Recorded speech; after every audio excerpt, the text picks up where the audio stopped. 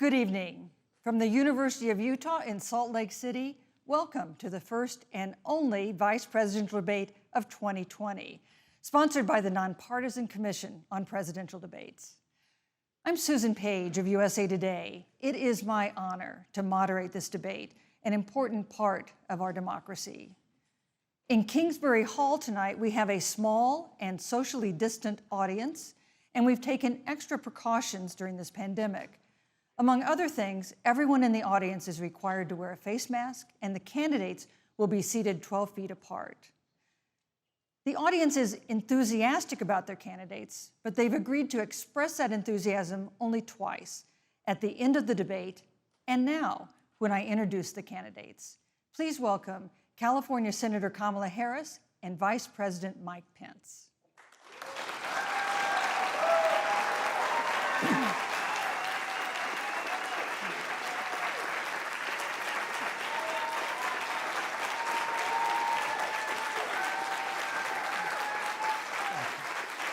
Thank you.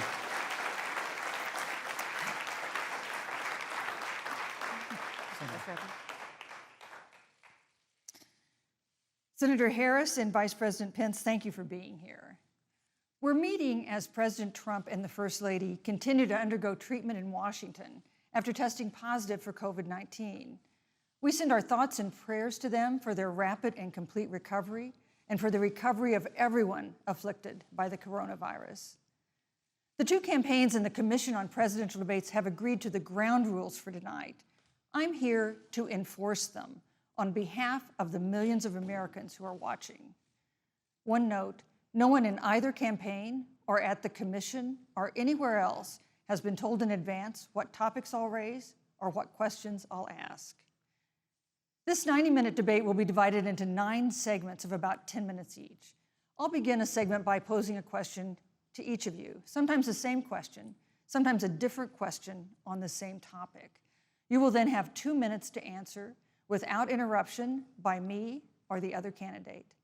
Then we'll take 6 minutes or so to discuss the issue. At that point, although there will always be more to say, we'll move on to the next topic. We want a debate that is lively, but Americans also deserve a discussion that is civil. These are tumultuous times, but we can and will have a respectful exchange about the big issues facing our nation. Let's begin with the ongoing pandemic that has cost our country so much. Senator Harris, the coronavirus is not under control. Over the past week, Johns Hopkins reports that 39 states have had more COVID cases over the past 7 days than in the week before. 9 states have set new records. Even if a vaccine is released soon, the next administration will face hard choices. What would a Biden administration do in January and February that a Trump administration wouldn't do? Would you impose new lockdowns for businesses and schools and hotspots? A federal mandate to wear masks? You have 2 minutes to respond without interruption. Thank you, Susan. Well, the American people have witnessed what is the greatest failure of any presidential administration in the history of our country. And here are the facts. 210,000 dead people in our country in just the last several months. Over 7 million people who have contracted this disease.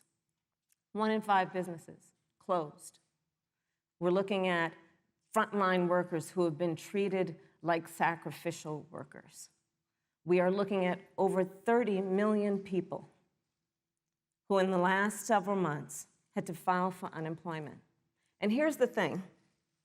On January 28th, the Vice President and the President were informed about the nature of this pandemic. They were informed that it's lethal in consequence, that it is airborne, that it will affect young people, and that it would be contracted because it is airborne. And they knew what was happening, and they didn't tell you. Can you imagine if you knew on January 28th, as opposed to March 13th, what they knew, what you might have done to prepare? They knew and they covered it up. The president said it was a hoax. They minimize the seriousness of it. The president said, you're on one side of his ledger if you wear a mask, you're on the other side of his ledger if you don't. And in spite of all of that, today they still don't have a plan. They still don't have a plan. Well, Joe Biden does. And our plan is about what we need to do around a national strategy for contact tracing, for testing, for administration of the vaccine, and making sure that it will be free for all. That is the plan that Joe Biden has and that I have, knowing that we have to get a hold of what has been going on, and we need to save our country. And Joe Biden is the best leader to do that, and frankly, this administration has forfeited their right to re-election based on this. Thank you, Senator Harris. Vice President Pence, more than 210,000 Americans have died of COVID-19 since February. The U.S. death toll as a percentage of our population is higher than that of almost every other wealthy nation on earth. For instance, our death rate is 2.5 times that of Canada next door. You head the administration's coronavirus task force. Why is the U.S. death toll as a percentage of our population higher than that of almost every other wealthy country? And you have 2 minutes to respond without interruption. Susan, thank you. And I want to thank the Commission and the University of Utah for hosting this event. And Senator Harris, it's a privilege to be on the stage with you. Our nation has gone through a very challenging time this year. But I want the American people to know that from the very first day, President Donald Trump has put the health of America first. Before there were more than 5 cases in the United States, all people who had returned from China, President Donald Trump did what no other American president had ever done. And that was he suspended all travel from China, the second largest economy in the world. Now, Senator Joe Biden opposed that decision. He said it was xenophobic and hysterical. But I can tell you, having led the White House Coronavirus Task Force, that that decision alone by President Trump bought us invaluable time to stand up the greatest national mobilization since World War II. And I believe it saved hundreds of thousands of American lives. Because with that time, we were able to reinvent testing. More than 115 million tests have been done to date. We were able to see to the delivery of billions of supplies so our doctors and nurses had the resources and support they needed. And we began, really, before the month of February was out, to develop a vaccine and to develop medicines and therapeutics that have been saving lives all along the way. And under President Trump's leadership, Operation Warp Speed, we believe we'll have literally tens of millions of doses of a vaccine before the end of this year. The reality is, when you look at the Biden plan, it reads an awful lot like what President Trump and I and our task force have been doing every step of the way. I mean, quite frankly, when I look at their plan that talks about advancing testing, creating new PPE, developing a vaccine, it looks a little bit like plagiarism, which is something Joe Biden knows a little bit about. And I think the American people know that this is a president who has put the health of America first, and the American people, I believe with my heart, can be proud of the sacrifices they have made. It's saved countless American lives. Senator Harris, would you like to respond? Absolutely. Whatever the vice president is claiming the administration has done, clearly it hasn't worked. When you're looking at over 210,000 dead bodies in our country, American lives that have been lost, families that are grieving that loss. And you know, the vice president is the head of the task force and knew on January 28th how serious this was. And then thanks to Bob Woodward, we learned that they knew about it. And then when that was exposed, the vice president said, when asked, well, why didn't y'all tell anybody? He said, because the president wanted people to remain calm. Well, let's get no, but Susan, this is important. Susan, I want to add, but Mr. Vice President, I'm speaking. I'm speaking. Yeah, you can have 15 more seconds, and then we'll give the Vice President a chance to respond. So I want to ask the American people, how calm were you when you were panicked about where you're going to get your next roll of toilet paper? How calm were you when your kids were sent home from school and you didn't know when they could go back? How calm were you when your children couldn't see your parents because you were afraid they could kill them? Let's give Vice President Pence a chance to respond. Vice President Pence, you have 1 minute to respond. You know, there's not a day gone by that I haven't thought of every American family that's lost a loved one. And I want all of you to know that you'll always be in our hearts and in our prayers. But when you say what the American people have done over these last 8 months hasn't worked, that's a great disservice to the sacrifices the American people have made. I'm referring The to reality, you and the if I may finish, Senator, the reality is Dr. Fauci said everything that he told the president in the Oval Office, the president told the American people. Now, President Trump, I will tell you, has boundless confidence in the American people, and he always spoke with confidence that we'd get through this together. But when you say it hasn't worked, when Dr. Fauci and Dr. Birx and our medical experts came to us in the second week of March, they said if the president didn't take the unprecedented step of shutting down roughly half of the American economy, that we could lose 2.2 million Americans. Now, that's the reality. Thank you. They also Thank you, said Vice to us if we President did Pence. everything right, Susan, we could still lose more than 200,000 Americans. Vice Now, President one Pence, life lost is too Thank you. many, Susan. But the American people, I believe, deserve credit for the sacrifices that they have made, putting the health of their family and their neighbors first, our doctors, our nurses, our first Thank you, Vice responders. President Pence. And I'm going to speak up on behalf of what the American people have done. Vice President Pence, you were in the front row in a Rose Garden event 11 days ago at what seems to have been a super spreader event for senior administration and congressional officials. No social distancing, few masks, and now a cluster of coronavirus cases among those who were there. How can you expect Americans to follow the administration's safety guidelines to protect themselves from COVID when you at the White House have not been doing so? Well, the American people have demonstrated over the last 8 months that when given the facts, they're willing to put the health of their families and their neighbors and people they don't even know first. And President Trump and I have great confidence in the American people and their ability to take that information and put it into practice. In the height of the epidemic, when we were losing a heartbreaking number of 2,500 Americans a day, we surged resources to New Jersey and New York and New Orleans and Detroit. We told the American people what needed to be done, and the American people made the sacrifices. When the outbreak in the Sun Belt happened this summer, again, Americans stepped forward. But the reality is the work of the President of the United States goes on. A vacancy on the Supreme Court of the United States has come upon us, and the President introduced Judge Amy Coney Yes, Barrett. thank you. Thank you, Vice But President at Pence. that, if I may say, that Rose Garden event, there's been a great deal of speculation about it. My wife Karen and I were there and honored to be there. Many of the people who were at that event, Susan, actually were tested Yes. for coronavirus, and it was an outdoor event, which all of our scientists regularly and routinely advise.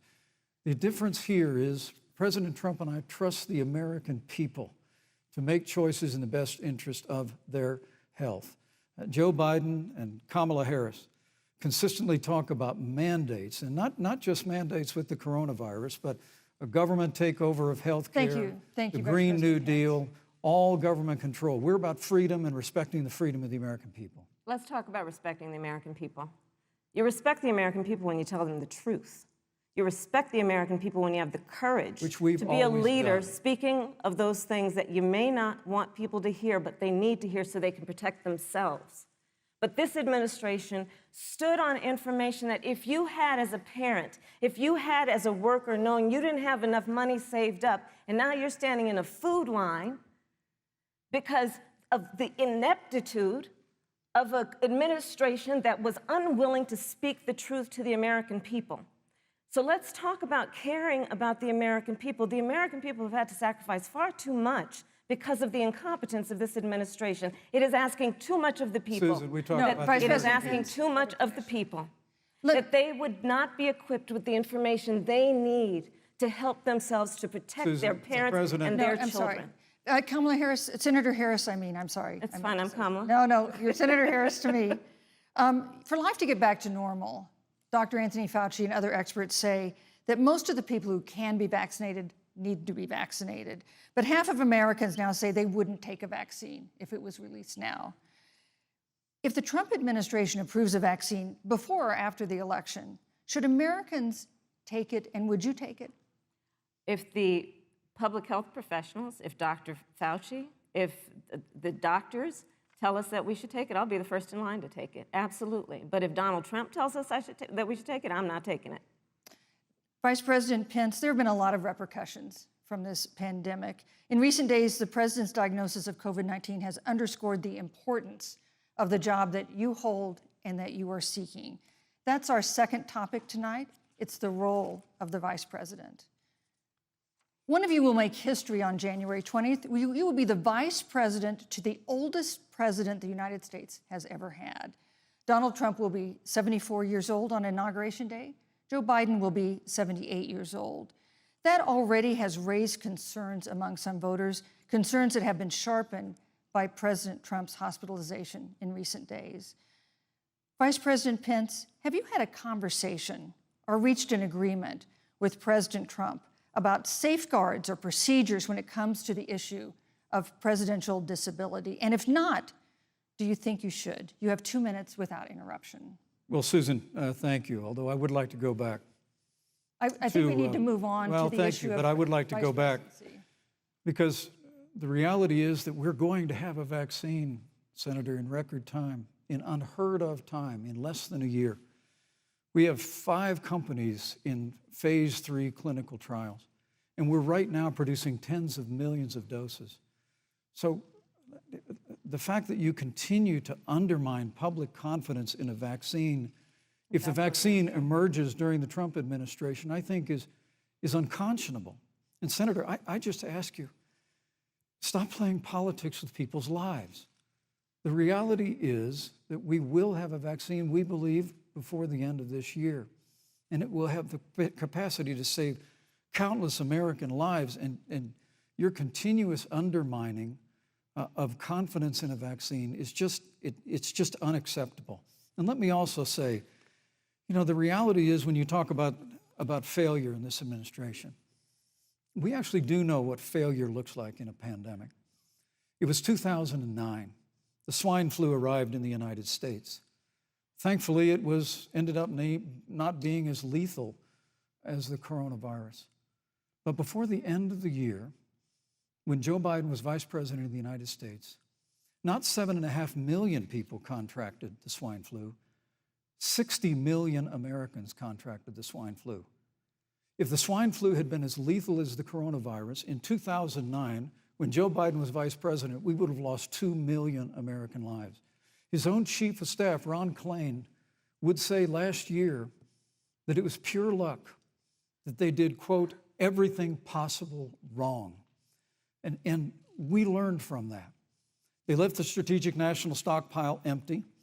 They left an empty and hollow plan, but we still learned from it. And I think the American people, I'm going to say again, can be proud of what we have done. And Senator, please stop undermining confidence in a vaccine. Senator Harris, let me ask you the same question that I asked Vice President Pence, which is, have you had a conversation or reached an agreement with Vice President Biden about safeguards or procedures when it comes to the issue of presidential disability? And if not, and if you win the election next month, do you think you should? You have 2 minutes uninterrupted. So let me tell you, first of all, the day I got the call from Joe Biden, it was actually a Zoom call, asking me to serve with him on this ticket was probably one of the most memorable days of my life. I thought about my mother, who came to the United States at the age of 19, gave birth to me at the age of 25 at Kaiser Hospital in Oakland, California. And the thought that I'd be sitting here right now, I know would make her proud, and she must be looking down on this. You know, Joe and I were raised in a very similar way. We were raised with values that are about hard work, about the value and the dignity of public service, and about the importance of fighting for the dignity of all people. And I think Joe asked me to serve with him because, you know, I have a career that included being elected the first woman district attorney of San Francisco, where I created models of innovation for law enforcement in terms of reform of the criminal justice system. I was elected the first woman of color and black woman to be elected Attorney General of the state of California, where I ran the second largest Department of Justice in the United States, second only to the United States Department of Justice. And there I took on everything from transnational criminal organizations to the big banks that were taking advantage of homeowners, to for-profit colleges that were taking advantage of veterans. And then, of course, now I serve in the United States Senate as only the second black woman ever elected to the United States Senate. I serve on the Senate Intelligence Committee, where I've been in regular receipt of classified information about threats to our nation and hotspots around the world. I've traveled the world. I've met with our soldiers in war zones. And I think Joe has asked me to serve with him because he knows that we share a purpose which is about lifting up the American people. And after the 4 years that we have seen of Donald Trump unifying our country around our common values and principles. Thank you, Senator Harris. You know, neither President Trump nor Vice President Biden has released a sort of detailed health information that had become the modern norm until the 2016 election. And in recent days, President Trump's doctors have given misleading answers or refused to answer basic questions about his health. And my question to each of you in turn is this information voters deserve to know? Vice President Pence, would you like to go first? Well, Susan, thank you. And let me say, on behalf of the President and the First Lady, how moved we've all been by the outpouring of prayers and concern for the President. And I do believe it's emblematic of the prayers and the concern that have ushered forth for every American impacted by the coronavirus. But the care the President received at Walter Reed Hospital, the White House doctors, was exceptional. And the transparency that they practiced all along the way will continue. The American people have a right to know about the health and well-being of their president, and will continue to do that. But I'm just extremely grateful and was more than a little moved by the broad and bipartisan support. And Senator, I want to thank you and Joe Biden for your expressions of genuine concern. And I also want to congratulate you, as I did on that phone call, on the historic nature of your nomination. Thank you. I never expected to be on this stage 4 years ago, so I know the feeling. But the reality is we've got an election before the American people in the midst of this challenging year. And the stakes have never been higher, but I think the choice has never been clearer. I want to give Senator Harris a chance to respond to the same question I asked, which is, do voters have a right to know more detailed health information about presidential candidates and especially about presidents, especially when they're facing some kind of challenge? Absolutely, and that's why Joe Biden has been so incredibly transparent, and certainly by contrast, the president has not, both in terms of health records, but also let's look at taxes. We now know, because of great investigative journalism, that Donald Trump paid $750 in taxes. When I first heard about it, I literally said, "You mean $750,000? And it was like, no, $750. We now know Donald Trump owes and is in debt for $400 million. And just so everyone is clear, when we say in debt, it means you owe money to somebody. And it'd be really good to know who the President of the United States, the Commander-in-Chief, owes money to, because the American people have a right to know what is influencing the President's decisions. And is he making those decisions on the best interest of the American people, of you, or self-interest? So, Susan, I'm glad you asked about transparency, because it has to be across the board. Joe has been incredibly transparent over many, many years. The one thing we all know about Joe, he puts it all out there. He is honest, he is forthright. But Donald Trump, on the other hand, has been about covering up everything. Thank you, Senator Harris. I want to give you a chance to respond, Vice President. Well, look, I respect the fact that Joe Biden spent 47 years in public life. I respect your public service as well. Thank you. But the American people have a president who's a businessman, he's a job creator, who's paid tens of millions of dollars in taxes, payroll taxes, property taxes. He's created tens of thousands of American jobs.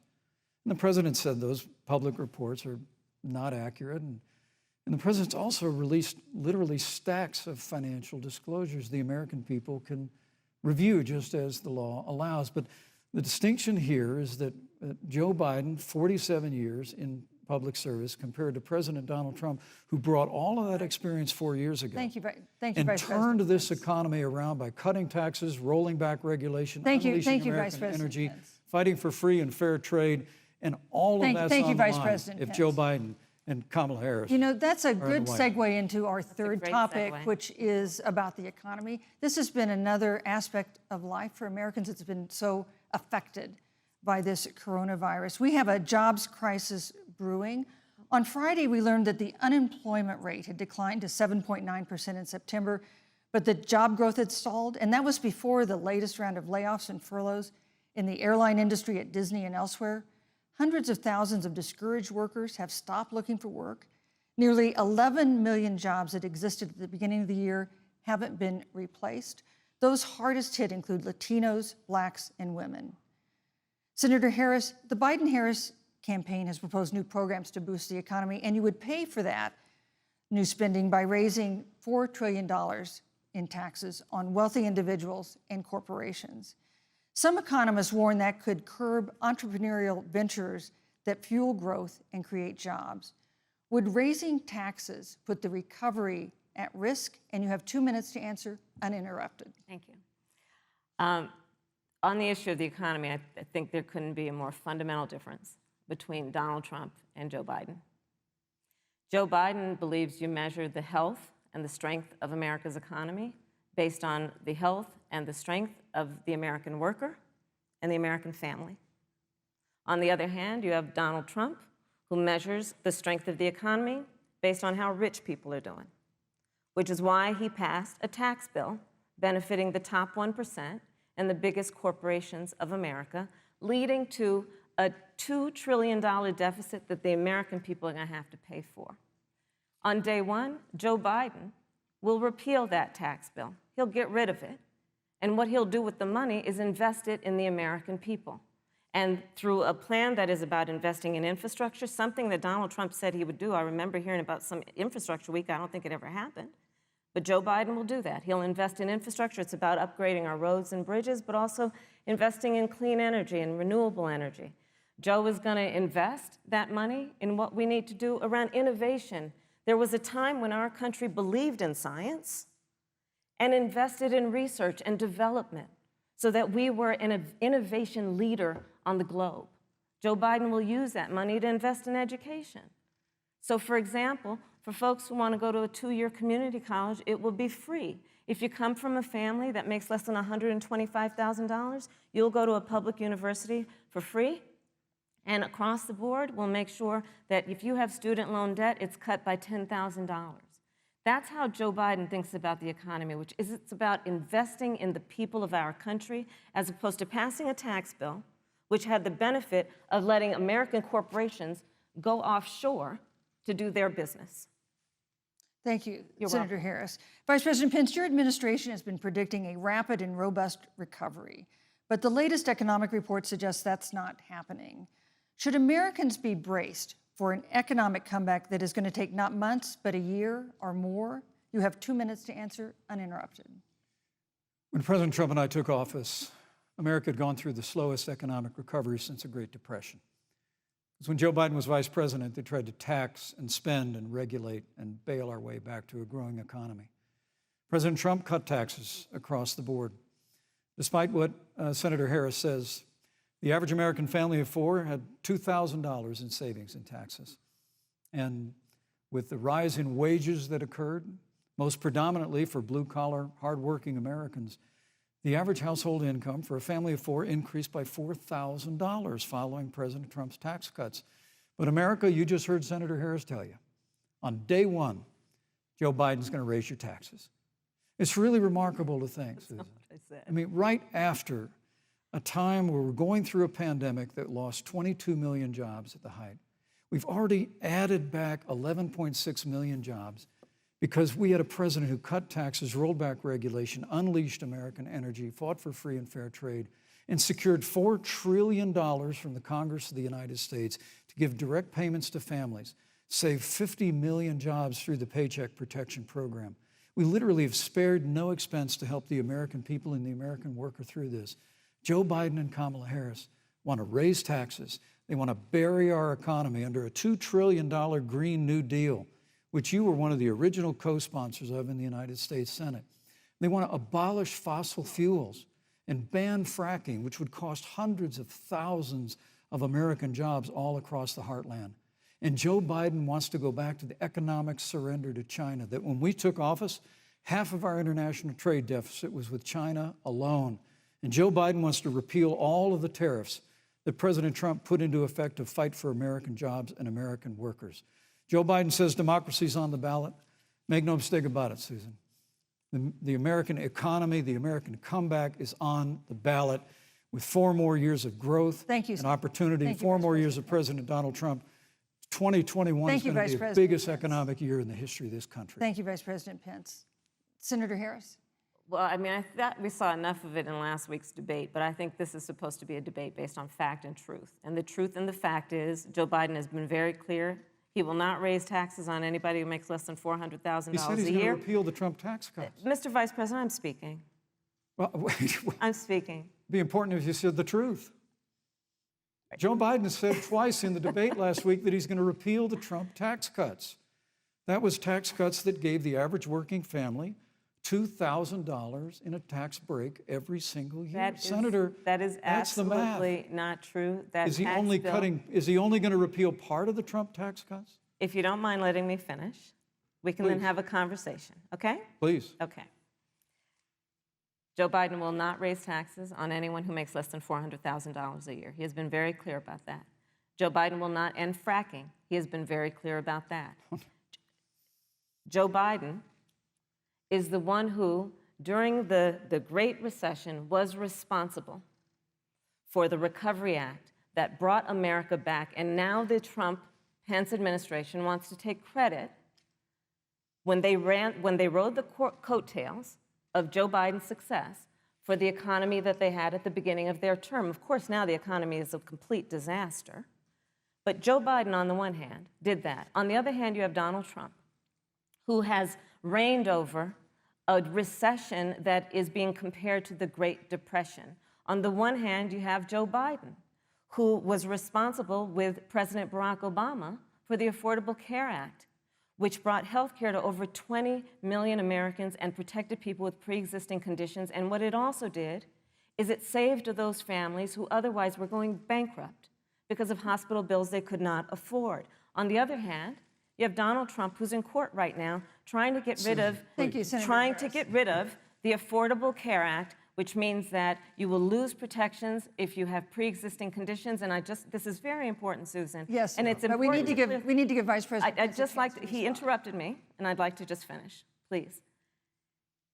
If you have a pre-existing condition, heart disease, diabetes, breast cancer, they're coming for you.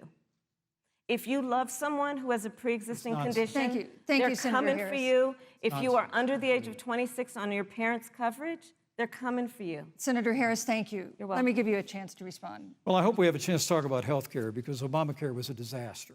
The American people remember it well. And President Trump and I have a plan to improve health care and to protect pre-existing conditions for every American. But look, Senator Harris, you're entitled to your own opinion, but you're not entitled to your own facts. You yourself said on multiple occasions when you were running for president that you would ban fracking. Joe Biden looked at a supporter in the eye and pointed and said, I guarantee that we will abolish fossil fuels. They have a $2 trillion version of the Green New Deal, Susan, that your newspaper, USA Today, said really wasn't that very different from the original Green New Deal. More taxes, more regulation, banning fracking, abolishing fossil fuel, crushing American energy, and economic surrender to China is a prescription for economic decline. President Trump and I will keep America growing. The V-shaped recovery that's underway right now will continue with 4 more years of President Donald Trump in the White House. Thank you very, very much, Vice President Pence. Once again, you've provided the perfect segue to a new topic, which is climate change. And Vice President Pence, I'd like to pose the first question to you. This year, we've seen record-setting hurricanes in the South. Another one, Hurricane Delta, is now threatening the Gulf. And we have seen record-setting wildfires in the West. Do you believe, as the scientific community has concluded, that man-made climate change has made wildfires bigger, hotter, and more deadly, and have made hurricanes wetter, slower, and more damaging? You have 2 minutes uninterrupted. Thank you, Susan. Well, first, I'm very proud of our record on the environment and on conservation. According to all of the best estimates, our air and land are cleaner than any time ever recorded, and our water is among the cleanest in the world. And just a little while ago, the president signed the Outdoors Act. It's the largest investment in our public lands and public parks in 100 years. So President Trump has made a commitment to conservation and to the environment. Now, with regard to climate change, the climate is changing. But the issue is, what's the cause and what do we do about it? President Trump has made it clear that we're going to continue to listen to the science. Now, Joe Biden and Kamala Harris would put us back in the Paris Climate Accord. They'd impose the Green New Deal, which would crush American energy, would increase the energy costs of American families in their homes, and literally would crush American jobs. And President Trump and I believe that the progress that we have made in a cleaner environment has been happening precisely because we have a strong free market economy. You know, what's remarkable is the United States has reduced CO2 more than the countries that are still in the Paris Climate Accord, but we've done it through innovation, and we've done it through natural gas and fracking, which, Senator, the American people can go look at the record. I know Joe Biden says otherwise now, as you do, but the both of you repeatedly committed to abolishing fossil fuel and banning fracking. And so by creating the kind of American innovation, we're actually steering toward a stronger and better environment. With regard to wildfires, President Trump and I believe that forest management has to be front and center, and even Governor Gavin Newsom from your state has agreed we've got to work on forest management. And with regard to hurricanes, the National Oceanic Administration tells us that actually, as difficult as they are, Thank you, Vice President. there are no more hurricanes today than Thank there you. were 100 years ago. Thank you. But many of the climate alarmists President Pence, use I'm sorry, your time hurricanes is up. and wildfires to try and Thank sell you, their Vice bill of President goods of a Pence. Green New Deal. And President Trump and I are going to always put Thank you, American Vice jobs and President American Pence. workers first. Senator Harris, as the Vice President mentioned, you co-sponsored the Green New Deal in Congress. But Vice President Biden said in last week's debate that he does not support the Green New Deal. But if you look at the Biden-Harris campaign website, it describes the Green New Deal as a crucial framework. What exactly would be the stance of a Biden-Harris administration toward the Green New Deal? You have 2 minutes uninterrupted. Sure. So first of all, I will repeat, and the American people know, that Joe Biden will not ban fracking. That is a fact. That is a fact. I will repeat that Joe Biden has been very clear that he thinks about growing jobs, which is why he will not increase taxes for anyone who makes less than $400,000 a year.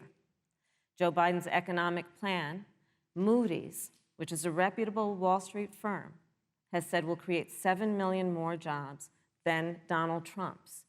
And part of those jobs that will be created by Joe Biden are going to be about clean energy and renewable energy. Because you see, Joe understands that the west coast of our country is burning, including my home state of California. Joe sees what is happening on the Gulf states, which are being battered by storms. Joe has seen and talked with the farmers in Iowa, whose entire crops have been destroyed because of floods. And so Joe believes, again, in science. I'll tell you something, Susan. I served, when I first got to the Senate, on the committee that's responsible for the environment. Do you know this administration took the word science off the website and then took the phrase climate change off the website? We have seen a pattern with this administration, which is they don't believe in science. And Joe's plan is about saying we're going to deal with it, but we're also going to create jobs. Donald Trump, when asked about the wildfires in California, and the question was, you know, the science is telling us this, you know what Donald Trump said? Science doesn't know. So let's talk about who is prepared to lead our country over the course of the next 4 years on what is an existential threat to us as human beings. Joe is about saying we're going to invest that in renewable energy. It's going to be about the creation of millions of jobs. We will achieve net zero emissions by 2050, carbon neutral by 2035. Joe has a plan. This has been a lot of talk from the Trump administration, and really it has been to go backward instead of forward. We will also re-enter the climate agreement with pride. Senator Harris just said that climate change is an existential threat. Vice President Pence, do you believe that climate change poses an existential threat? As I said, Susan, the climate is changing. We'll follow the science. But once again, Senator Harris is denying the fact that they're going to raise taxes on every American. Joe Biden said twice in the debate last week that on day one he was going to repeal the Trump tax cuts. Those tax cuts delivered $2,000 in tax relief to the average family of four across America. And with regard to banning fracking, I just recommend that people look at the record. You yourself said repeatedly that you would ban fracking. You were the first Senate co-sponsor of the Green New Deal. And while Joe Biden denied the Green New Deal, Susan, thank you for pointing out, the Green New Deal is on their campaign website. And as USA Today said, it's essentially the same plan as you co-sponsored with AOC when she submitted it in the Senate. And you just heard the senator say that she's going to resubmit America to the Paris Climate Accord. Look, the American people have always cherished our environment. We'll continue to cherish it. We've made great progress reducing CO2 emissions through American innovation and the development of natural gas through fracking. We don't need a massive $2 trillion Green New Deal that would impose all new mandates on American businesses and American families. Thank you. Joe Biden wants us to retrofit 4 million American business buildings. It makes no sense. It will cost jobs. President Trump is going to put America first. He's going to put jobs first, and we're going to take care of our environment and follow the science. Thank you, Vice President. On the issue of jobs, Senator Harris. Let's talk about that. The Vice President earlier referred to, as part of what he thinks is an accomplishment, the President's trade war with China. You lost that trade war. You lost it. What ended up happening is because of a so-called trade war with China, America lost 300,000 manufacturing jobs. Farmers have experienced bankruptcy because of it. We are in a manufacturing recession because of it. And when we look at where this administration has been, there are estimates that by the end of the term of this administration, they will have lost more jobs than almost any other presidential administration. And the American people know what I'm talking about. You know, I think about 20-year-olds. You know, we have a 20-year-old, a 20-something-year-old, who are coming out of high school and college right now, and you're wondering, is there going to be a job there for me? We're looking at people who are trying to figure out how they're going to pay rent by the end of the month. Almost half of American renters are worried about whether they're going to be able to pay rent by the end of the month.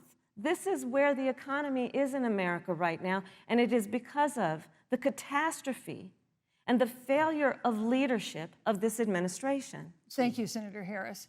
Vice President Pence, let me give you just 15 seconds to respond, because then I want to move on to Well, I'd love to respond. Look, lost the trade war with China. Joe Biden never fought it. Joe Biden has been a cheerleader for communist China over the last several decades. And again, Senator Harris, you're entitled to your opinion. You're not entitled to your own facts. When Joe Biden was vice president, we lost 200,000 manufacturing jobs, and President Obama said they were never coming back. He said we needed a magic wand to bring them back. In our first 3 years after we cut taxes, rolled back regulation, unleashed American energy, this administration saw 500,000 manufacturing jobs created. And that's exactly the kind of growth we're going to continue to see as we bring our nation through this pandemic. But a Green New Deal, your massive new mandates, your Paris Climate Accord, it's going to kill jobs this time, just like it killed jobs. I just need to respond very briefly, 15 seconds, and then we'll move on. Thank you. Joe Biden is responsible for saving America's auto industry, and you voted against it. So let's set the record straight. Thank you. Yeah. I'd like to talk about China. We have, as our next topic, we have no more complicated or consequential foreign relationship than the one with China. It is a huge market for American agricultural goods. It's a potential partner in dealing with climate change in North Korea. And in a video tonight, President Trump again blamed it for the coronavirus, saying China will pay. Vice President Pence, how would you describe our fundamental relationship with China? Competitors, adversaries, enemies? You have 2 minutes. Thank you, Susan. Well, before I leave that, let me speak to voting records if I can. You know, everybody knows that NAFTA cost literally thousands of American factories to close. We saw automotive jobs go south of the border. President Trump fought to renegotiate NAFTA. And the United States-Mexico-Canada agreement is now the law of the land. American people deserve to know Senator Kamala Harris was one of only 10 members of the Senate to vote against the USMCA. It was a huge win for American auto workers. It was a huge win for American farmers, especially dairy in the upper Midwest.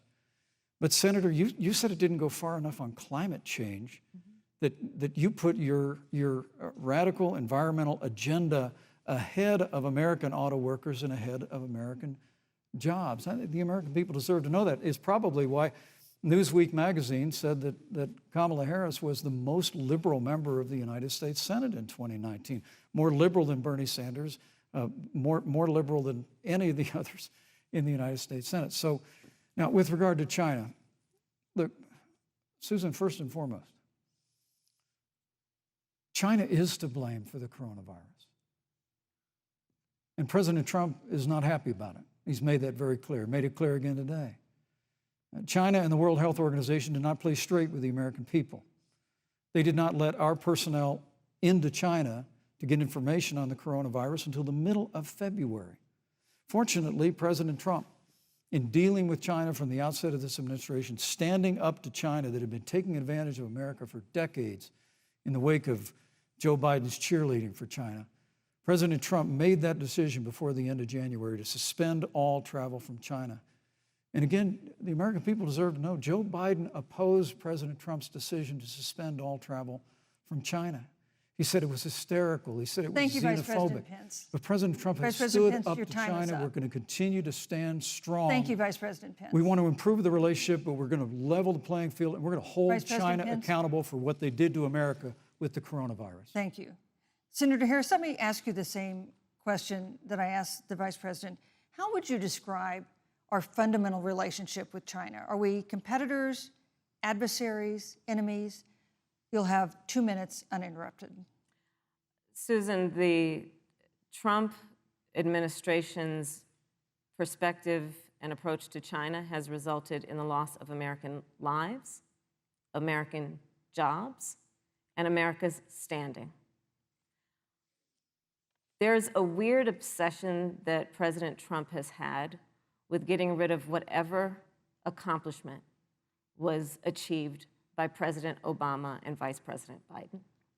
For example, they created within the White House an office that basically was responsible for monitoring pandemics. They got rid of it. Not true. There was a team of disease experts that President Obama and Vice President Biden dispatched to China to monitor what is now predictable and what might happen. They pulled them out. We now are looking at 210,000 Americans who have lost their lives. Let's look at the job situation. We mentioned before the trade deal, the trade war, they wanted to call it, with China.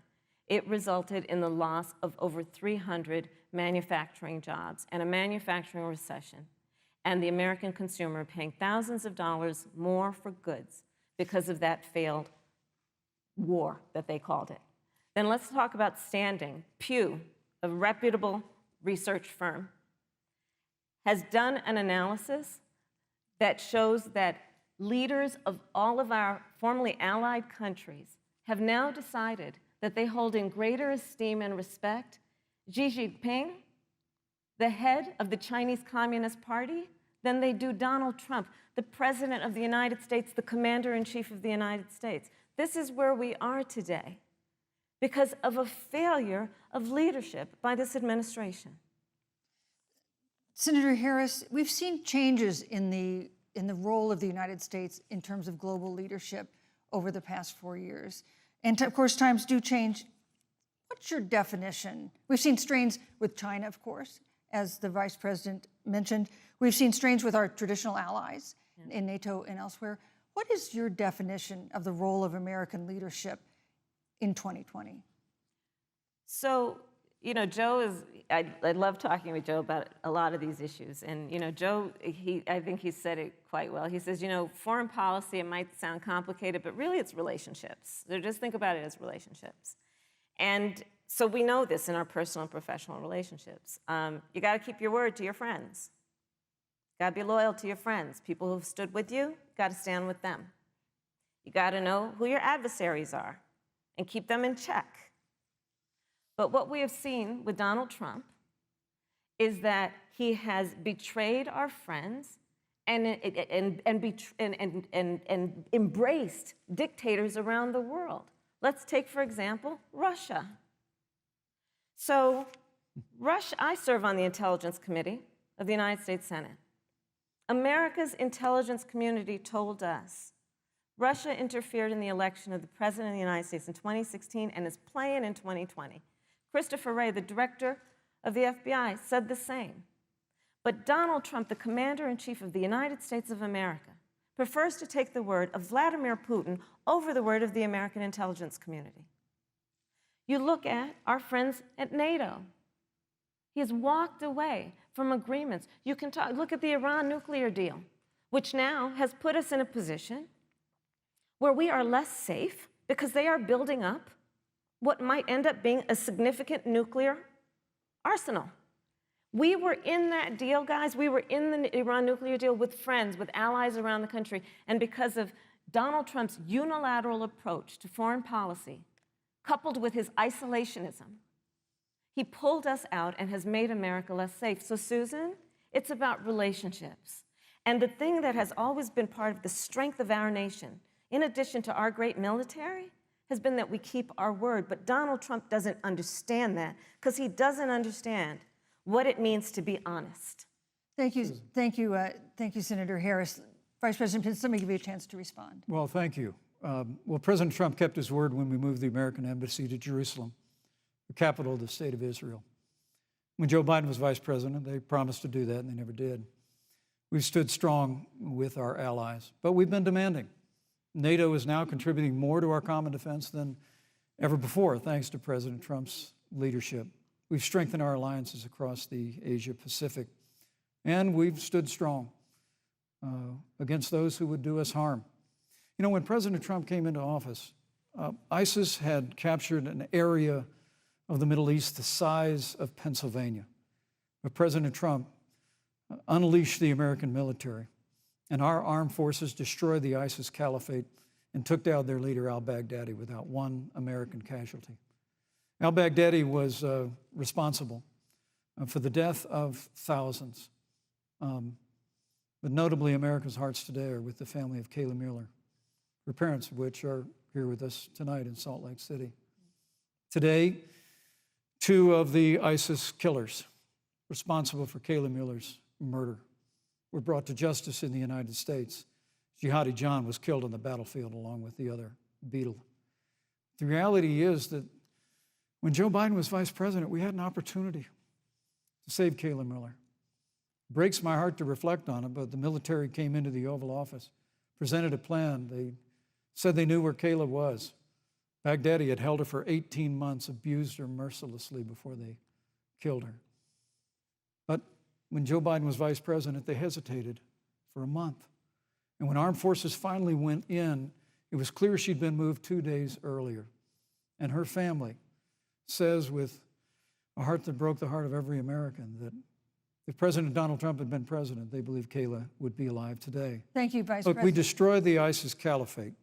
And you talk about re-entering the Iran nuclear deal. I mean, the last administration transferred $1.8 billion to the leading state sponsor Thank you, Vice of President terrorism. Pence. President Donald Trump got us out of the deal. Thank you, Vice President Pence. And when Qasem Soleimani was traveling to Baghdad Thank you, to do Vice President harm Pence. to Americans, President Donald Trump took Thank you, him Vice out. President Pence. And America is safer, our allies are safer, and the American people know President Donald Trump will never Thank you, hesitate Vice President to take Pence. action. I would like to give Senator Harris a chance to respond, but not at such great length because, of course, there are other topics we want to talk about. But I would like equal time. Yes.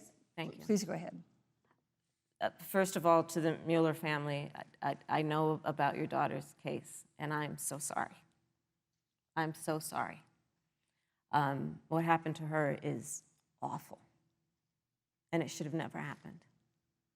And I know Joe feels the same way. And I know that President Obama feels the same way. But you mentioned Soleimani. Let's start there. So after the strike on Soleimani, there was a counter strike on our troops in Iraq. And they suffered serious brain injuries. And do you know what Donald Trump dismissed them as? Headaches. And this is about a pattern of Donald Trump's, where he has referred to our men who are serving in our military as suckers and losers. Donald Trump, who went to Arlington Cemetery and stood above the graves of our fallen heroes and said, what's in it for them? Because, of course, he only thinks about what's in it for him. Let's take what he said about John McCain, a great American hero. And Donald Trump says he doesn't deserve to be called a hero because he was a prisoner of war. And this is very important when you want to talk about who is the current commander-in-chief and what they care about and what they don't care about. Public reporting that Russia had bounties on the heads of American soldiers. And you know what a bounty is? It's somebody puts a price on your head and they will pay it if you are killed. And Donald Trump had talked at least 6 times to Vladimir Putin and never brought up the subject. Joe Biden would never do that. Thank you. Joe Biden would, but Joe Biden would hold Russia to account for any threat to our nation's security or to our troops who are sacrificing their lives for the sake of our democracy and our safety. Thank you, Senator Harris. This is such an important issue, but we have other important issues as well. And Susan, I want to make respond sure to we that. have a chance I really have to talk about respond to that. I'm- Look, she has 15 seconds because Well, I gotta we're have trying more to than keep. that. Look. Well, I'm sorry, but Vice President Look, Pence, you've had more time than she's had so far. The slanders against President Donald Trump regarding men and women of our armed forces are absurd. I'm sorry, Vice My President son is Pence. a captain in the United Yes. States Marine Corps. My son-in-law is deployed in the United States Navy. I can assure all of you, with sons and daughters serving in our military, President Donald Trump not only respects but reveres all of those who serve in our armed forces, and any suggestion otherwise is ridiculous.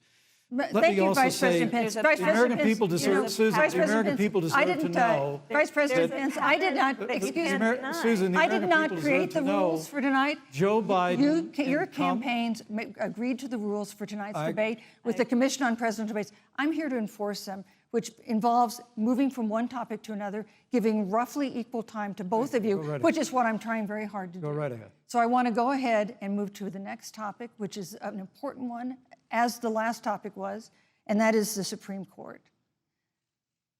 On Monday, the Senate Judiciary Committee is scheduled to open hearings on Amy Coney Barrett's nomination to the Supreme Court. Senator Harris, you'll be there as a member of the committee. Yes.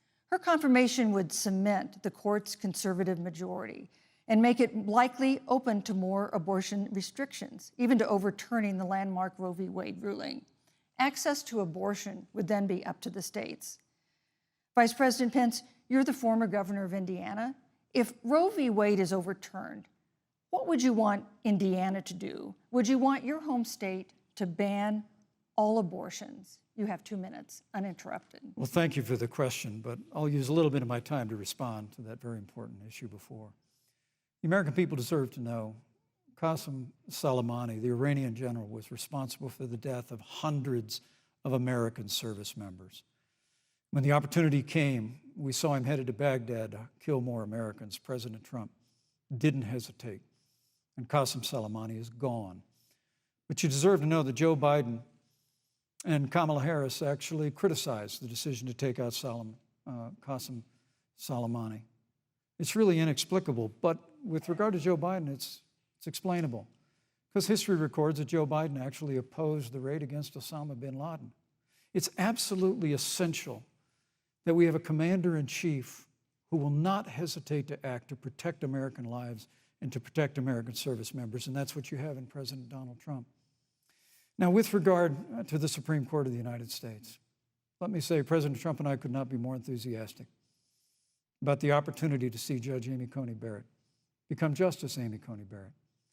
Now, she's a brilliant woman, and she will bring a lifetime of experience and a sizable American family to the Supreme Court of the United States. And our hope is, in the hearing next week, unlike Justice Kavanaugh received with treatment from you and others, we hope she gets a fair hearing. And we particularly hope that we don't see the kind of attacks on her Christian faith that we saw before. I mean, the Democrat chairman of the Judiciary Committee before, when Judge Barrett was being confirmed for the Court of Appeals, expressed concern that the dogma of her faith lived loudly in her. Dick Durbin of Illinois said that it was a concern. Senator, I know one of our judicial nominees you actually attacked because they were a member of the Catholic Knights of Columbus, just because the Knights of Columbus holds pro-life views and pro-marriage views. Thank you, Vice President Pence. So Your my time hope is is up. that when the hearing takes place, Thank you, Vice President Pence. that Judge Amy Coney Barrett will be respected, Thank you, treated Vice President respectfully, Pence. voted and confirmed Thank to the you. Supreme Court of the United States. Senator Harris, you're the senator from and former Attorney General of California. So let me ask you a parallel question to the one I posed to the Vice President. If Roe v. Wade is overturned, what would you want California to do? Would you want your home state to enact no restrictions on access to abortion? And you have 2 minutes uninterrupted. Thank you, Susan. First of all, Joe Biden and I are both people of faith, and it's insulting to suggest that we would knock anyone for their faith. And in fact, Joe, if elected, will be only the second practicing Catholic as President of the United States. On the issue of this nomination, Joe and I are very clear, as are the majority of the American people. We are 27 days before the decision about who will be the next president of the United States. And, you know, before, when this conversation has come up, you know, it's been about election year or election time. We're literally in an election. Over 4 million people have voted. People are in the process of voting right now. And so Joe has been very clear, as the American people are. Let the American people fill that seat in the White House, and then we'll fill that seat on the United States Supreme Court. And to your point, Susan, the issues before us couldn't be more serious. There's the issue of choice, and I will always fight for a woman's right to make a decision about her own body. It should be her decision and not that of Donald Trump and the Vice President, Michael Pence. But let's also look at what else is before the court. It's the Affordable Care Act.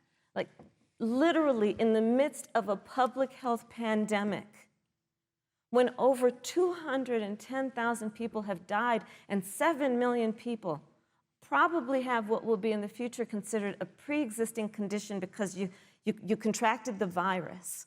Donald Trump is in court right now trying to get rid of the Affordable Care Act. And I said it before, and it bears repeating.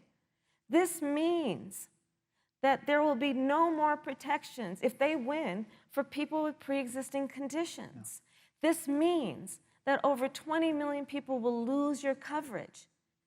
It means that if you're under the age of 26, you can't stay on your parents' coverage anymore. And here's the thing. The contrast couldn't be more clear. They're trying to get rid of the Affordable Care Act. Joe Biden is saying, let's expand coverage. Let's give you a choice of a public option or private coverage. Let's bring down premiums. Thank you, Senator Let's Harris. lower Medicare eligibility to 60. Thank you, Senator That's true Harris. leadership. You know, you mentioned earlier, Vice President Pence, that the president was committed to maintaining protections for people with pre-existing conditions. But you do have this court case that you are supporting, your administration supporting, that would strike down the Affordable Care Act.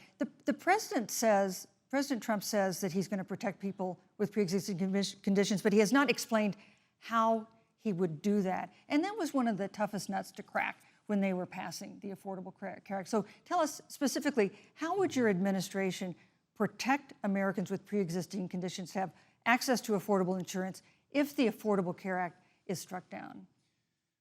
Well, thank you, Susan. But let me just say, addressing your very first question, I couldn't be more proud to serve as vice president to a president who stands without apology for the sanctity of human life. I'm pro-life. I don't apologize for it. And this is another one of those cases where there's such a dramatic contrast. Joe Biden and Kamala Harris support taxpayer funding of abortion all the way up to the moment of birth, late-term abortion. They want to increase funding to Planned Parenthood of America. Now, for our part, I would never presume how Judge Amy Coney Barrett would rule on the Supreme Court of the United States, but we'll continue to stand strong for the right to life. When you speak about the Supreme Court, though, I think the American people really deserve an answer, Senator Harris. Are you and Joe Biden going to pack the court if Judge Amy Coney Barrett is confirmed? I mean, there have been 29 vacancies on the Supreme Court during presidential election years, from George Washington to Barack Obama. Presidents have nominated in all 29 cases. But your party is actually openly advocating adding seats to the Supreme Court, which has had 9 seats for 150 years, if you don't get your way. This is a classic case of if you can't win by the rules, you're going to change the rules. Now, you've refused to answer the question. Joe Biden has refused to answer the question. So I think the American people would really like to know, if Judge Amy Coney Barrett is confirmed to the Supreme Court of the United States, are you and Joe Biden, if somehow you win this election, going to pack the Supreme Court to get your way? I'm so glad we went through a little history lesson. Let's do that a little more. In 1864... Well, I'd like you to answer the question. Mr. Yes, Vice President, I'm please, speaking. for a I'm chance. speaking. Okay. In 1864, one of the, I think, political heroes, certainly of the president, I assume of you also, Mr. Vice President, is Abraham Lincoln. Mm-hmm. Abraham Lincoln was up for re-election, and it was 27 days before the election, and a seat became open on the United States Supreme Court. Abraham Lincoln's party was in charge not only of the White House, but the Senate. But Honest Abe said it's not the right thing to do. The American people deserve to make the decision about who will be the next president of the United States, and then that person can select who will serve for a lifetime on the highest court of our land. And so Joe and I are very clear. The American people are voting right now, and it should be their decision about who will serve on this most important body for a lifetime. Thank you, And Senator the American Harris. people, Susan, are voting right now. They'd like to know if you and Joe Biden are going to pack the Supreme Court if you don't get your way in this nomination. Let's talk about packing. You once Come on, again gave a non-answer. Joe Biden gave a non-answer. trying to answer you The now. American people deserve a straight answer. And if you haven't figured it out yet, the straight answer is they are going to pack the Supreme Court if they somehow win this election. Men and Mr. women, Vice President, I got to I tell you, think people across this country, if you cherish our Supreme Court, if you cherish the separation of powers, you need to reject the Biden-Harris ticket. Come November the 3rd, re-elect President Donald Trump, and we'll stand by that separation of powers in a 9-seat Supreme Court. Yeah, Thank let's you. talk about packing the court then. Let's talk about the Please. fact. Yeah, I'm about to. So the Trump-Pence administration has been, because I sit on the Senate Judiciary Committee, Susan, as you mentioned, and I've witnessed the appointments for lifetime appointments to the federal courts, district courts, courts of appeal. People who are purely ideological, people who have been reviewed by legal professional organizations and found to have been not competent, are substandard. And do you know that of the 50 people who President Trump appointed to the Court of Appeals for lifetime appointments, not one is black? This is what they've been doing. You want to talk about packing a court? Let's have that discussion. All right, thank you, Senator. Let's go on and talk about the issue of racial justice. I just want the record to reflect she never answered the question. So the American people, Thank maybe you. the next debate, Joe Biden will answer the question, you, but I think thank the you. American people know the answer. Thank you, Vice President. In March, Breonna Taylor, a 26-year-old emergency room technician in Louisville, was shot and killed after police officers executing a search warrant in a narcotics investigation broke into her apartment. The police said they identified themselves. Taylor's boyfriend said he didn't hear them do that. He used a gun registered to him to fire a shot, which wounded an officer. The officers then fired more than 20 rounds into the apartment. They say they were acting in self-defense. None of them have been indicted in connection with her death. Senator Harris, in the case of Breonna Taylor, was justice done? You have 2 minutes. I don't believe so. And I've talked with Breonna's mother, Tamika Palmer. and her family. And her family deserves justice. She was a beautiful young woman. She had as her life goal to become a nurse, and she wanted to become an EMT to first learn what's going on out on the street so she could then become a nurse and save lives. And her life was taken unjustifiably and tragically and violently. And it brings me to, the 8 minutes and 46 seconds that America witnessed, during which an American man was tortured and killed under the knee of an armed, uniformed police officer. And people around our country of every race, of every age, of every gender, perfect strangers to each other, marched shoulder to shoulder, arm in arm, fighting for us to finally achieve that ideal of equal justice under law. And I was a part of those peaceful protests. And I believe strongly that, first of all, we are never going to condone violence, but we always must fight for the values that we hold dear, including the fight to achieve our ideals. And that's why Joe Biden and I have said on this subject, look, and I'm a former career prosecutor. I know what I'm talking about. Bad cops are bad for good cops. We need reform of our policing in America and our criminal justice system, which is why Joe and I will immediately ban chokeholds and carotid holds. George Floyd would be alive today if we did that. We will require a national registry for police officers who break the law. We will, on the issue of criminal justice reform, get rid of private prisons and cash bail, and we will decriminalize marijuana, and we will expunge the records of those who have been convicted of marijuana. This is a time for leadership on a tragic issue of unarmed Black people in America who have been killed. Thank you, Senator Harris. Vice President Pence, let me pose the same question to you. In the case of Breonna Taylor, was justice done? You have 2 minutes uninterrupted. Well, our heart breaks for the loss of any innocent American life. And the family of Breonna Taylor has our sympathies. But I trust our justice system, a grand jury that refused the evidence. And it really is remarkable that as a former prosecutor, you would assume that an impaneled grand jury looking at all the evidence got it wrong. But you're entitled to your opinion, Senator. I think, look, and with regard to George Floyd, there's no excuse for what happened to George Floyd. And justice will be served. But there's also no excuse for the rioting and looting that followed. I mean, it really is astonishing. Flora Westbrook is with us here tonight in Salt Lake City. Just a few weeks ago, I stood at what used to be her salon. It was burned to the ground by rioters and looters. And Flora is still trying to put her life back together. And I must tell you, this presumption that you hear consistently from Joe Biden and Kamala Harris, that America is systemically racist, and that, as Joe Biden said, that he believes that law enforcement has an implicit bias against minorities, is a great insult to the men and women who serve in law enforcement. And I want everyone to know who puts on the uniform of law enforcement every day that President Trump and I stand with you. And it is remarkable that when Senator Tim Scott tried to pass a police reform bill, brought together a group of Republicans and Democrats, Senator Harris, you got up and walked out of the room. And then you filibustered Senator Tim Scott's bill on the Senate floor that would have provided new accountability, new resources. Look, we don't have to choose between supporting law enforcement, improving public safety, and supporting our African American neighbors and all of our minorities.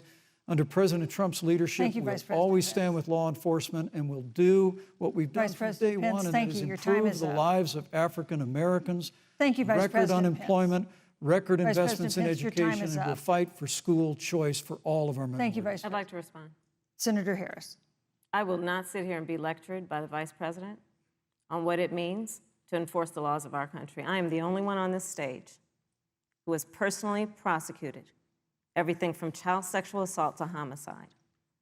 I'm the only one on this stage who has prosecuted the big banks for taking advantage of America's homeowners. I'm the only one on this stage who prosecuted for-profit colleges for taking advantage of our veterans. And the reality of this is that we are talking about an election in 27 days, where last week the President of the United States took a debate stage in front of 70 million Americans and refused to condemn white supremacists. Not true. And Not true. it wasn't like he didn't have a chance. He didn't do it, and then he doubled down. And then he said, when pressed, stand back, stand by. And this is a part of a pattern of Donald Trump's. He called Mexicans rapists and criminals. He instituted as his first act a Muslim ban. On the issue of Charlottesville, where people were peacefully protesting the need for racial justice, where a young woman was killed. And on the other side, there were neo-Nazis carrying tiki torches, shouting racial epithets, anti-Semitic slurs. And Donald Trump, when asked about it, said there were fine people on both sides. This is who we have as the President of the United States. And America, you deserve better.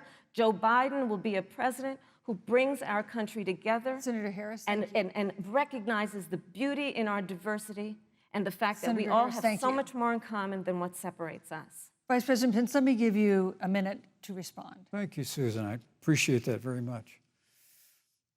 You know, I think this is one of the things that makes people dislike the media so much in this country, Susan, is that you selectively edit, just like Senator Harris did, comments that President Trump and I and others on our side of the aisle make. I mean, Senator Harris conveniently omitted, after the president made comments about people on either side of the debate over monuments, he condemned the KKK, neo-Nazis, and white supremacists, and has done so repeatedly. You're concerned that he doesn't condemn neo-Nazis. President Trump has Jewish grandchildren. His daughter and son-in-law are Jewish. This is a president who respects and cherishes all of the American people. But you talk about having personally prosecuted. I'm glad you brought up your record, Senator. Thank you. But I really need to make this point. When you were DA in San Francisco, when you left office, African Americans were 19 times more likely to be prosecuted for minor drug offenses than whites and Hispanics. When you were Attorney General of California, you increased the disproportionate incarceration of blacks in California. You did nothing on criminal justice reform in California. You didn't lift a finger to pass the First Step Act on Capitol Hill. I mean, the reality is your record speaks for itself. President Trump and I have fought for criminal justice reform. Thank you, Vice President We fought Pence. for educational choice and opportunities for African Americans, all of our Thank minorities. you, sir. And we'll do it for 4 more Thank you. years. You know, there is no more important issue than the final issue that we're going to talk about tonight, and that is the issue of the election itself. Susan, he attacked my record. I would like an opportunity to respond. Let me give you 30 seconds because we're running out of time. I appreciate that.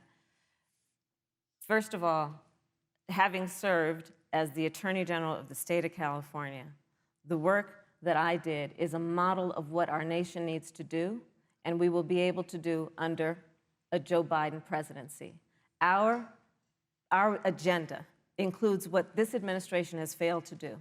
It will be about not only instituting a ban on chokeholds and carotid holes. Thank you. Not only, Thank you, Senator I Harris. would like to go through. These are points that you made earlier in the hour, and I want to talk about the election itself before we have to. But I want to talk about the connection between what Joe and I will do and my record, which includes I was the first statewide officer to institute a requirement that my agents would wear body cameras and keep them on full time. We were the first to initiate a requirement that there would be a training for law enforcement on implicit bias because, yes, Joe Biden and I recognize that implicit bias does exist, Mr. Vice President, contrary to what you may believe. We did the work of instituting reforms that were about investing in reentry. This is the work that we have done and the work we will do going forward. And again, I will not be lectured by the Vice President on our record of what we have done in terms of law enforcement and keeping our communities safe, and a commitment to reforming the criminal justice system of America. Thank you, Senator Harris. And I'd like to I'd like you to respond first to the question on our final topic, the election itself. President Trump has several times refused to commit himself to a peaceful transfer of power after the election. If your ticket wins and President Trump refuses to accept a peaceful transfer of power, what steps would you and Vice President Biden then take? What would happen next? You have 2 minutes. So I'll tell you, Joe and I are, I think, particularly proud of the coalition that we've built around our campaign. We probably have one of the broadest coalitions of folks that you've ever seen in a presidential race. Of course, we have the support of Democrats, but also independents and Republicans. In fact, 7 members of President George W. Bush's cabinet are supporting our ticket. We have the support of Colin Powell, Cindy McCain, John Kasich, over 500 generals, retired generals, and former national security experts and advisors are supporting our campaign. And I believe they are doing that because they know that Joe Biden has a deep, deep-seated commitment to fight for our democracy and to fight for the integrity of our democracy and to bring integrity back to the White House. And so we believe in the American people. We believe in our democracy. And here's what I'd like to say to everybody. Vote. Please vote. Vote early. Come up with a plan to vote. Go to iwillvote.com. You can also go to joebiden.com. We have it within our power in these next 27 days to make the decision about what will be the course of our country for the next 4 years. And it is within our power, and if we use our vote and we use our voice, we will win. And we will not let anyone subvert our democracy with what Donald Trump has been doing, as he did on the debate stage last week, when again in front of 70 million people, he openly attempted to suppress the vote. Joe Biden, on the other hand, on that same debate stage, because clearly Donald Trump doesn't think he can run on a record because it's a failed record, Joe Biden on that stage said, hey, just please vote. So I'll repeat what Joe said. Please vote. Thank you, Senator. Vice President Pence, President Trump has several times refused to commit himself to a peaceful transfer of power after the election. If Vice President Biden is declared the winner and President Trump refuses to accept a peaceful transfer of power, what would be your role and responsibility as Vice President? What would you personally do? You have 2 minutes. Well, Susan, first and foremost, I think we're going to win this election. Because while Joe Biden and Kamala Harris rattle off a long litany of the establishment in Washington, D.C., an establishment that Joe Biden's been a part of for 47 years, President Donald Trump has launched a movement of everyday Americans from every walk of life.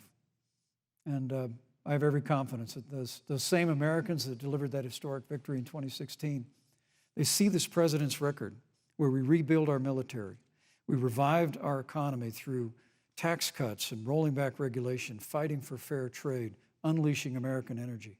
We appointed conservatives to our federal courts at every level. And we stood with the men and women of law enforcement every single day. And I think that movement of Americans has only grown stronger in the last 4 years. But when you talk about accepting the outcome of the election, I must tell you, Senator, your party has spent the last 3.5 years trying to overturn the results of the last election. It's amazing. When Joe Biden was vice president of the United States, the FBI actually spied on President Trump and my campaign. I mean, there were documents released this week that the CIA actually made a referral to the FBI documenting that those allegations were coming from the Hillary Clinton campaign. And of course, we've all seen the avalanche, what you put the country through for the better part of 3 years until it was found that there was no obstruction, no collusion, case closed. And then, Senator Harris, you and your colleagues in the Congress tried to impeach the President of the United States over a phone call. And now Hillary Clinton has actually said to Joe Biden that in her words, under no circumstances should he concede the election. So let me just say, I think we're going to win this election. President Trump and I are fighting every day in courthouses to prevent Joe Biden and Kamala Harris from changing the rules and creating this universal mail-in voting that'll create a massive opportunity for voter fraud. And we have a free and fair election. We know we're going to have confidence in it. And I believe in all my heart that President Donald Trump's going to be reelected for 4 more years. You know, I've written all the questions that I've asked tonight, but for the final question of the debate, I'd like to read a question that someone else wrote. The Utah Debate Commission asked students in the state to write essays about what they would like to ask you. And I want to close tonight's debate with the question posed by Brecklin Brown. She's an 8th grader at Springville Junior High in Springville, Utah. And here's what she wrote, quote, "When I watch the news, all I see is arguing between Democrats and Republicans. When I watch the news, all I see is citizen fighting against citizen.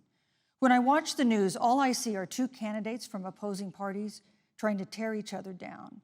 If our leaders can't get along, how are the citizens supposed to get along?" And then she added, "Your examples could make all the difference to bring us together," end quote. So to each of you in turn, I'd like you to take 1 minute and respond to Brecklin. Vice President Pence, you have 1 minute. Brecklin, it's a wonderful question. And let me just commend you for taking an interest in public life. I started following the news when I was very young. And in America, we believe in a free and open exchange of debate. And we celebrate that. And it's how we've created literally the freest and most prosperous nation in the history of the world. But I would tell you that don't assume that what you're seeing on your local news networks is synonymous with the American people. You know, I look at the relationship between Justice Ruth Bader Ginsburg, the late justice who we just lost from the Supreme Court, and the late Justice Antonin Scalia. They were on polar opposites on the Supreme Court of the United States, one very liberal, one very conservative.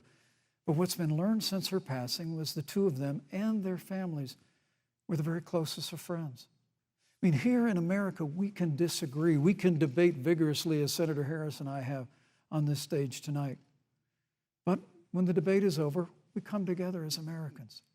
And that's what people do in big cities and small towns all across this country. So I just want to encourage you, Brecklin. I want to tell you that we're going to work every day to have government as good as our people. And the American people each and every day love a good debate. We love a good argument.